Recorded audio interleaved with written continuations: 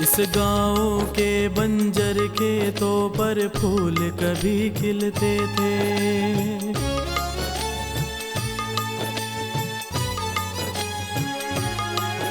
इस गाँव के बंजर खेतों पर फूल कभी खिलते थे। धरती अंबर मुस्काते थे जब साथ में हम चलते थे। तूने सब कुछ मेरा लूट लिया, तूने सब कुछ मेरा लूट लिया, अब और कुछ ना छीने खुदा। है खुदा जीने के लिए दे दे मुझे बस 2 बीघा जमीन, 2 बीघा जमीन, 2 बीघा जमीन, 2 बीघा जमीन, 2 बीघा जमीन।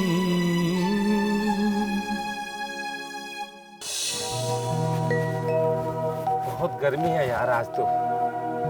अरे वो देखो राम मनोहर, ना घर का रहा ना घाट का, 2 भाइयों के होते हुए भी मजदूरों की तरह काम कर रहा है। तो और करेगा क्या ये बताओ।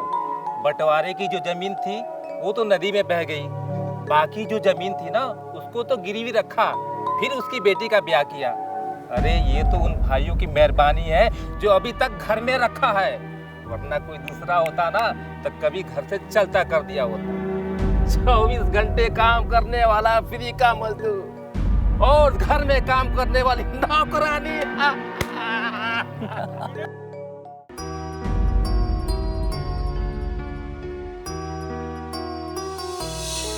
अरे दीपक, जाकर देख के आ, तेरी अम्मा कहीं तालाब में तो नहीं डूब गई। और पूजा, तू मेरे साथ चल और लौकी कटवा। खाना बनाने की जिम्मेदारी मैंने ली है। इसका मतलब ये नहीं कि तुम कुछ नहीं करोगी। 17 साल की हो चुकी हो, 2-4 साल में तुम्हारी शादी हो जाएगी, तो तुम्हारे ससुराल वाले भी यही ताना देंगे कि तुम्हारी चाची ने कुछ सिखाया नहीं है तुम्हें। चलो।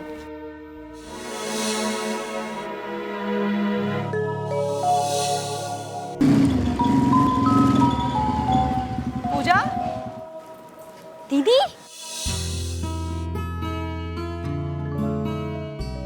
नमस्ते जीजा जी। अरे आरती, नमाज जी। हाँ, जी, देखो कौन है। ठीक हो? हाँ जी। अरे दीपू, लाओ दो।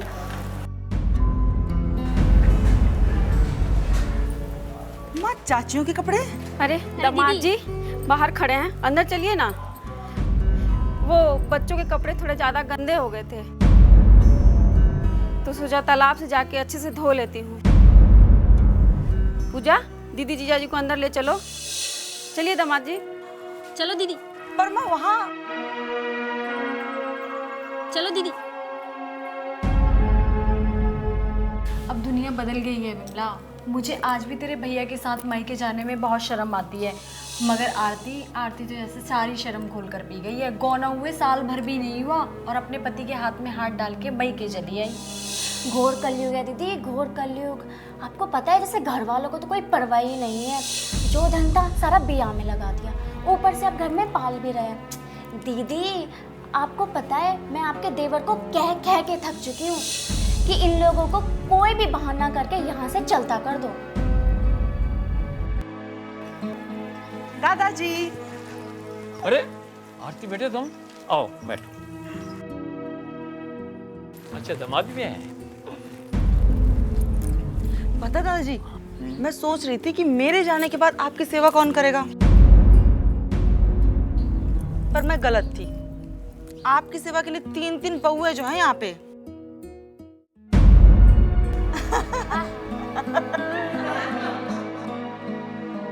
लगता है आरती बाबूजी को पटा रही है। चल चलो। अच्छा दादाजी, मैं चाचियों से मिलके आती हूँ।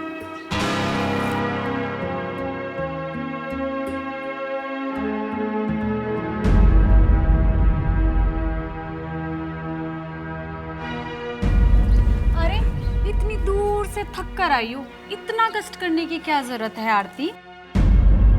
तुम्हारी दोनों चाचियाँ तुमसे मिलने खुद ही आ गई। दामाद जी बड़ा शर्मा रहे हो।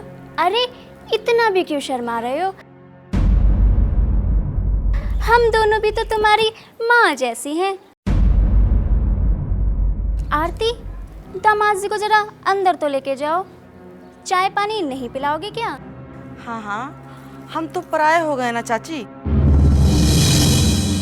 चाहो तो चाय पानी पिला दो, या जैसे आए वैसे लौट जाएंगे।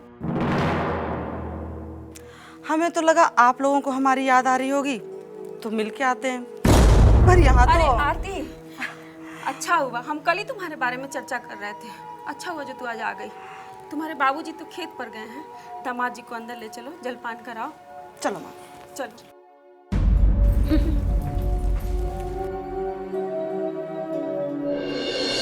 बाबूजी, अब ये सब नहीं देखा जाता। जो भी फैसला करना है आप जल्दी ही कीजिए, वरना समाज यही कहेगा दोनों बहुओं ने मिलके जेठ को घर से बाहर निकाल दिया।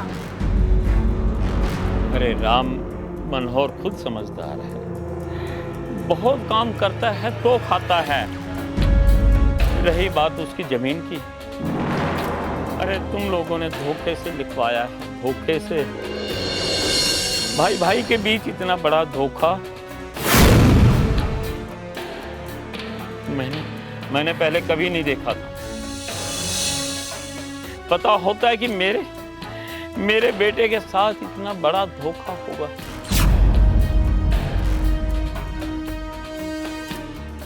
तो मैं अपनी जमीन का बंटवारा कभी भी नहीं करता। मेरी बहुओं को लांछन लगाती तब है, जरा भी शर्म नहीं आती आपको? अरे कुछ कहते नहीं बनता तो मत कहिए, मैं ही कह देती हूँ। अरे जिन बहुओं के लिए तुम सीता जैसी बहू का दिल दुखा रही हो, वही बहुएं तुम्हें मझधार के अंदर छोड़ देंगी। ये बहुएं तुम्हें मझधार में छोड़ेंगी, मझधार में। याद रखना तुम। मुझे मेरे राम पर भरोसा है, राम पर। तुम्हारे लिए तो सिर्फ सौतेला बेटा है रहे, लेकिन मेरे लिए नहीं। तुम जैसी सौतेली माँ के चलते ही सारी दुनिया में सौतेली माँ के नाम से नफरत है, नफरत। अरे है तो करे, मुझे कोई फिक्र नहीं है। और आपको ज्यादा तकलीफ है ना तो आप भी साथ चले जाओ, पर हाँ मेरी औलाद को मेरे पास छोड़ जाना। अम्मा जी, गैरों के लिए क्यों बाबूजी से झगड़ रही हो? क्यों बाबूजी?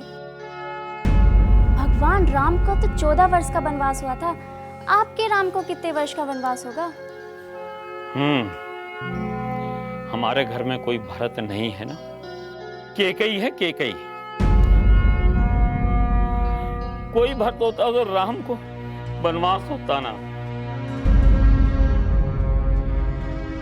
अरे वो किसान का बेटा है, वो मेरा बेटा है। जहां भी रहेगा, ये धरती माँ उसका पेट कभी खाली नहीं रहने देगी। उसका पेट खाली नहीं रखेगी बहू, नहीं रखेगी।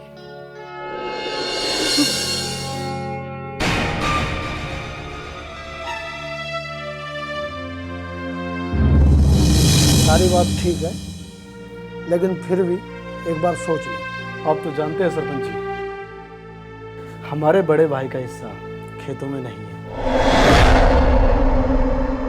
और बचा घर का हिस्सा वो तो उनकी बेटी की शादी में खर्च हो गया। अब हम और नहीं झेल सकते सरपंच जी।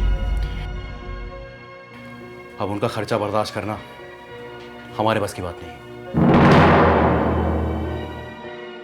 अब हम दोनों भाई यही चाहते हैं कि वो अपना इंतजाम कहीं और ही कर ले। ठीक है, मैं राम मनोहर को बुलाता हूँ और उसे समझाता हूँ। अगर बात नहीं बनी तो पंचायत बुला लें। ठीक है सरपंच जी। नमस्कार सर।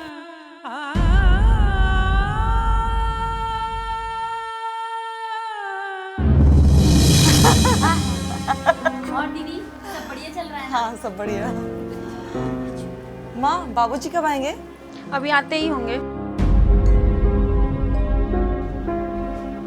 अरे आरती, तुम लोग ना चिट्ठी ना पत्री, भाई पंचायत में फोन लगा है, फोन ही कर देते।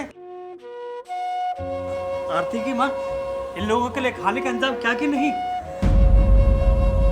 अभी अभी तो आए हैं, पहले जलपान तो कर लें। हाँ भाई, बेटी दामाद हमारे हैं तो इंतजाम हमें ही करना पड़ेगा। मुझे सरपंच ने बुलाया है, मैं अभी मिल करके आता हूँ। माँ, यहाँ सब कुछ इतना बदल सा गया है इन 5-6 महीनों में। क्या बात है माँ? सब ठीक तो है ना माँ? बोलो ना माँ, क्या बात है? सब ठीक है माँ। दीदी, दादी जी और चाचा जी ने हम लोगों को घर से बाहर निकाल दिया है। चाचा कह रहे थे। चुप। पूजा,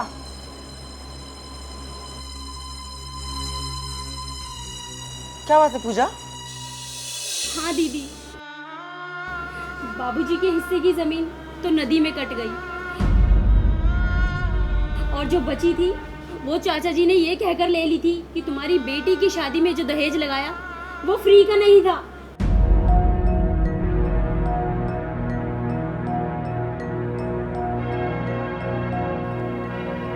राम राम सरपंच जी। अरे आओ राम मनोहर, आओ। सरपंच जी, इतना मान मत दीजिए कि शर्म से मेरा सिर ही झुक जाए। राम मनोहर, मान तुम्हें नहीं, तुम्हारी ईमानदारी को देता हूँ। आओ बैठो।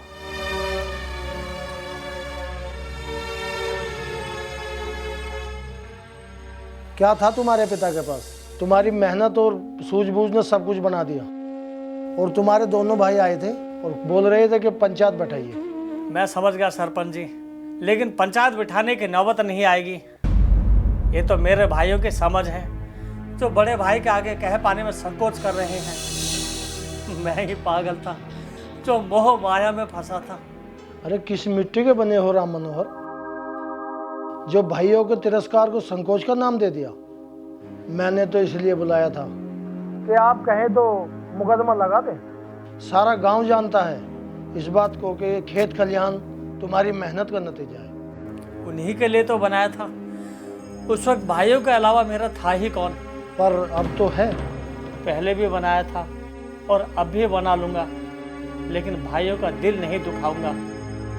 चलता हूँ सरपंच जी, बेटी दामाद आए हैं, उन्हें विदा करने के बाद ही।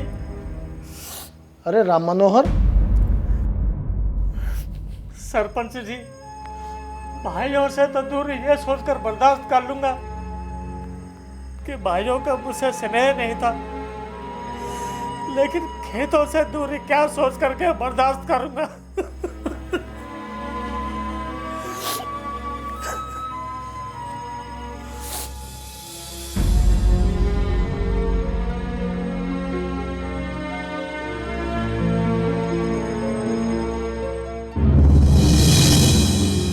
हमारे समाज में ये दहेज प्रथा कब खत्म होगी आरती? अगर आज पिताजी ने हमारी शादी में दहेज ना लिया होता तो एक हंसता खेलता परिवार यूं ना बिखरता। आज इस परिवार के बिखरने की वजह हम लोग हैं आरती। हमारा विवाह, ये दहेज,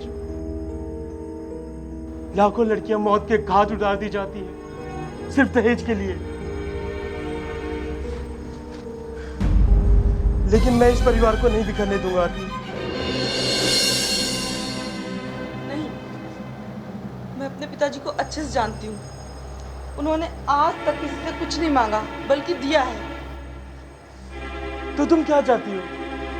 तुम्हारे पिताजी मजदूरों की तरह जिंदगी गुजारे? खेतों में काम करना तो बाबूजी का सपना है। वो अपना ये सपना कभी नहीं तोड़ेंगे। पर ये झोपड़ा मेरे बाबूजी का सपना नहीं था। अरे आरती की माँ। हाँ पिताजी, वो माँ को चाचियों ने बुलाया है। बाबूजी, हमें देर हो रही है, अब हम जाते हैं। यहीं से गुजर रहे थे, सोचा आप लोगों का आशीर्वाद लेते चले। और मैं और आरती यहाँ आए हैं घर वालों को बिना बताए। हमें तो लगा बेटी और दामाद के साथ कुछ दिन रहने का मौका मिलेगा। ये पूजा कहाँ चली गई? सभी लोग माँ के साथ ही गए हैं।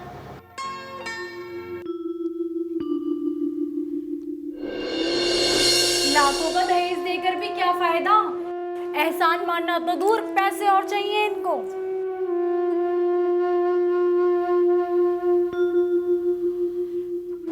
और एक बात ध्यान से सुन, ना तो मैंने कभी तुझे इस घर की बहू समझा और ना ही समझूंगी। तुम्हारी उम्मीद इस घर से खाली ही जाएगी। जब इंसान का बुरा वक्त आ जाता है ना, तब उसको अहम आ जाता है। बहू, एक बात कहूं, इनकी बातें अब मुझसे सुनी नहीं जाती और राम मनोहर से कही नहीं जाती। मैं ऐसे भी जीने की चाहत नहीं रखता हूं, पर मरने से पहले तेरा घर देखना चाहता हूं।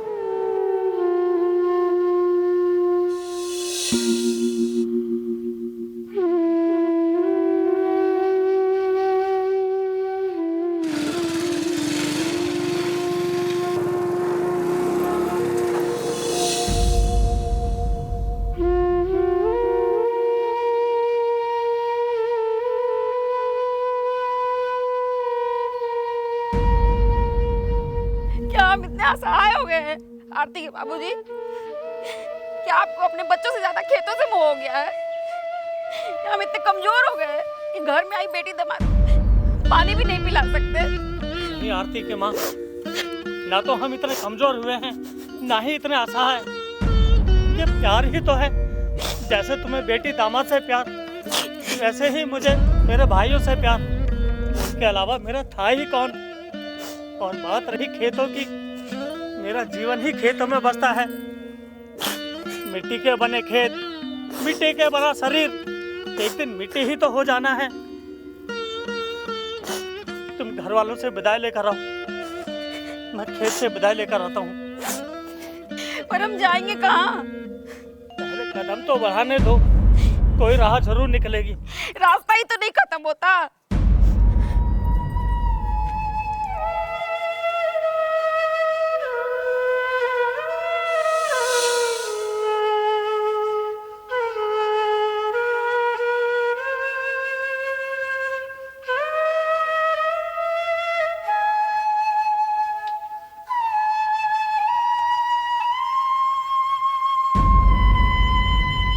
दीपक, तुम रुको, मैं खेतों से विदा लेकर आता हूँ। बाबा, खेत बोलते हैं क्या? नहीं, बोलते नहीं हैं, लेकिन समझते हैं, हमें समझाते भी हैं। कैसे?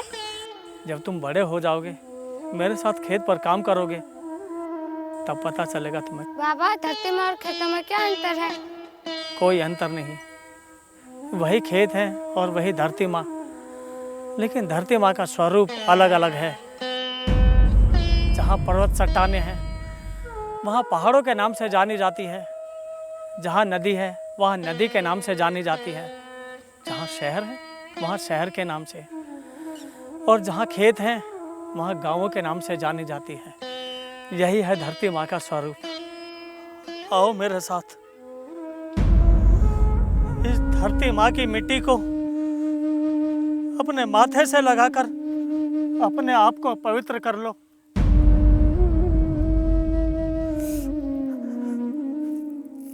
धरती माँ,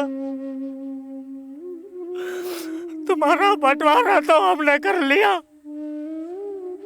कहीं प्रांतों के रूप में, कहीं सरहदों के रूप में, पर एक बात जानिए, तुम ना होती तो ना सरहद होती, ना राज्य। माँ, मैं जहाँ भी जाऊंगा आप ही लेकर जाओगी माँ, आप ही लेकर जाएंगे, आप ही लेकर जाएंगे धरती माँ, आप ही लेकर जाएंगे।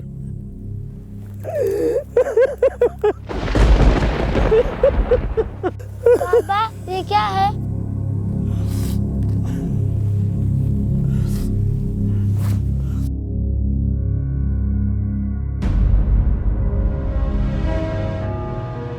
हम किसानों का जीवन है बेटा। कहीं धूप का फेरा तो कहीं ठंड का बसेरा, कहीं बारिश की बूंद तो कहीं घनघोर अंधेरा। जैसे आज है कोई आशा की किरण नहीं दिख रही है। ए परमात्मा, राह दिखा परमात्मा, राह दिखा।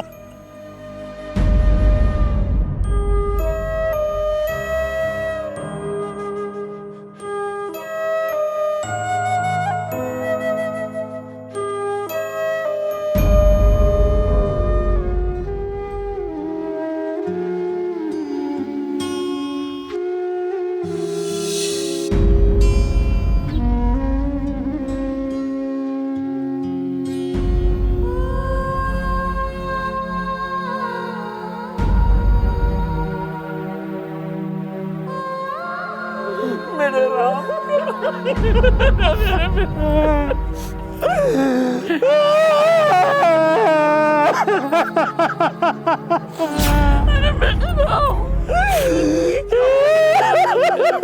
अरे क्या हो गया हमारे घर को? क्या नजर लगे ही रहे किसी की?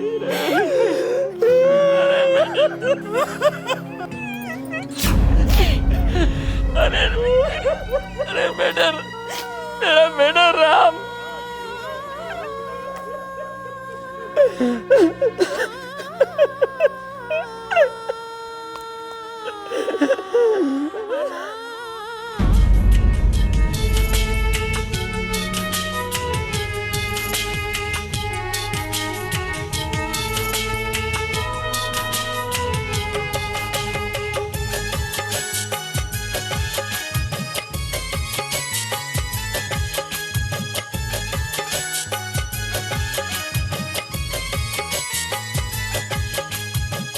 जीने का नाम जीवन जीना आसान नहीं, कुछ लोगों की यहाँ रही पहचान नहीं।